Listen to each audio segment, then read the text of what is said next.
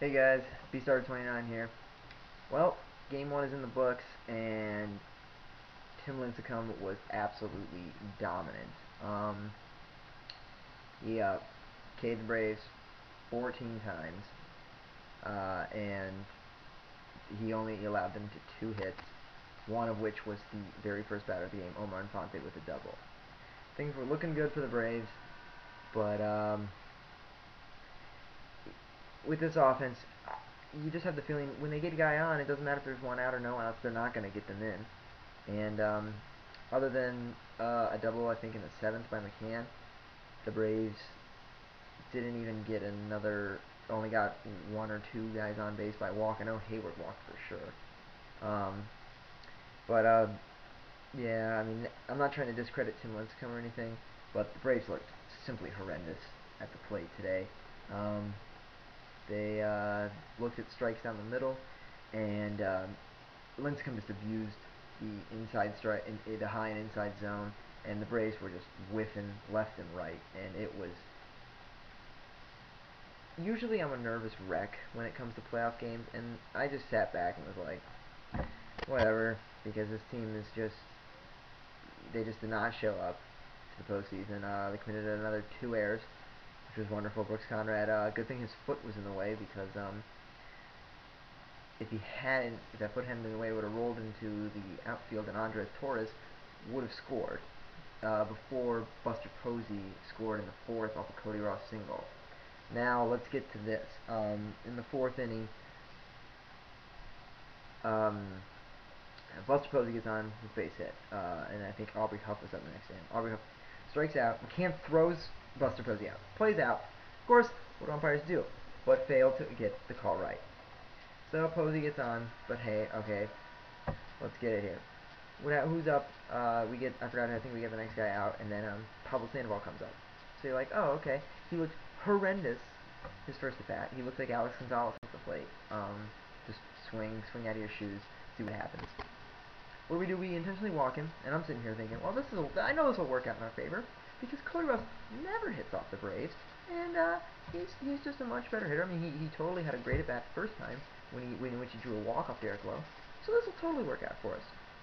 No, instead he hits one through Omar Infante, who should have caught the ball as well, but yeah, it doesn't pay off. The blown call leads to a run, and then the botched play at third by Infante, who just pulled his glove back. I guess he just kind of like jerked it at the last second and prevented the Braves um, from getting out of that inning, because it would have been the third out if Infante had gloved it. But I know Braves fans are very upset over this. They're all complaining, "Oh my God, they stole that win. They didn't deserve it." No, um, Tim Lincecum totally owned tonight, but more so than that, the Braves just it didn't matter if that run scored or not. They weren't gonna win anyway. It's more of the same old thing that we've seen the past month and a half, pretty much since the All-Star break, I think, where they just weren't able to hit, and they're not able to even not get guys in, but not even get them on. I mean, when you strike out 14 times to a guy who's never pitched in the postseason before. I mean, I know Tim Lincecum, two-time Cy Young Award winner. So not, I mean, not that he thinks he's a bad pitcher at all or anything. But even if he was a bad pitcher, we'd probably make him look even better. Probably have 15 Ks. But yeah, I mean, it wouldn't have mattered if that run hadn't scored. The Braves probably would have. The game probably would have went into extras or the bottom of the ninth, and the Braves would have just lost probably by walk off. It was just pretty much just waiting to see when the Giants scored, or maybe we get lucky and hit a home run. That's pretty much what the Braves offense boiled down to. But the good news was that Derek Lowe looked good again. He got in some jams. He didn't look as dominant as he has in September, but he still looked pretty good. 5 2/3 or 5 1/3, I think. And then Venters comes on one pitch double play to the guy that we intentionally walked to get to the next batter, who eventually got that RBI base hit. Good move, wonderful. And then Venters came on in relief, 1 2 3.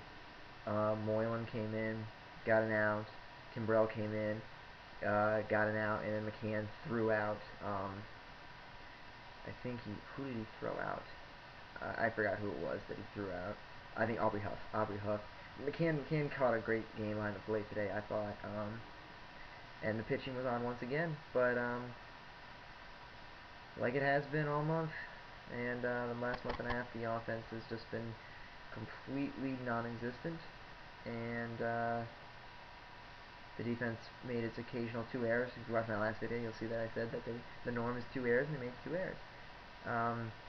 One on an easy ground ball, one on a tough ball, that tough fly ball that I didn't blame Ankyo for dropping, but I don't know why when he picked it up he dropped it again. But I'm getting really, I'm getting kind of exhausted from this, no offense. But I mean, maybe we'll come out tomorrow against Kane. I mean, I'll have my preview tomorrow for it. But right now, my mood is not digging it, and I don't think it's gonna go well tomorrow. But baseball is the most unpredictable game in the world, so we'll see. All right, guys. Speed Starter 29 signing out. Peace out, guys. I will see you guys tomorrow.